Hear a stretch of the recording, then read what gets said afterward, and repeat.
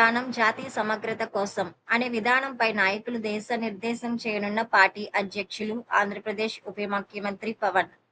వివరాల్లోకి వెళ్తే, జనసేన పార్టీ అధ్యక్షులు ఆంధ్రప్రదేశ్ ఉప ముఖ్యమంత్రి శ్రీ పవన్ కళ్యాణ్ గారు దేశ రాజధాని ఢిల్లీలో సోమవారం నాడు పార్టీ ఎంపీలు, ఎమ్మెల్సీలు, ఎమ్మెల్యేలు, ముఖ్య నేతలతో విస్తృత స్థాయి సమావేశం నిర్వహించనున్నారు.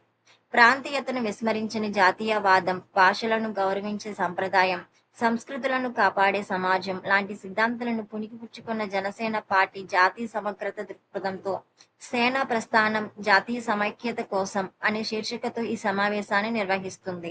జనసేన పార్టీ స్థాపించి పుష్కర కాలమైంది. ఈ కాలంలో జాతీయ సమైక్యత కోసం జనసేన ప్రస్థానం ఏ విధంగా కొనసాగింది, జాతీయ సమైక్యతపై జనసేన ఎటువంటి భావజాలంతో పనిచేస్తుందో శ్రీ పవన్ కళ్యాణ్ గారు ఈ సమావేశంలో వివరించనున్నారు. జాతీయతకు కేంద్ర బిందువైన దేశ రాజధానిలో ఈ సమావేశం ఏర్పాటైంది.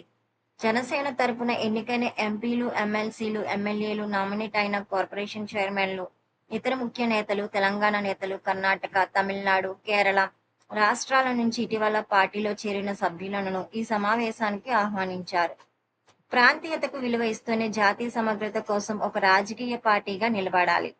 వర్తమాన పరిస్థితుల్లో సమాఖ్యంగా నివాళించిన ఆవశ్యకతతో పాటు జాతీయ రాజకీయాలపై నాయకులకు శ్రీ పవన్ కళ్యాణ్ గారు దేశ నిర్దేశం చేస్తారు.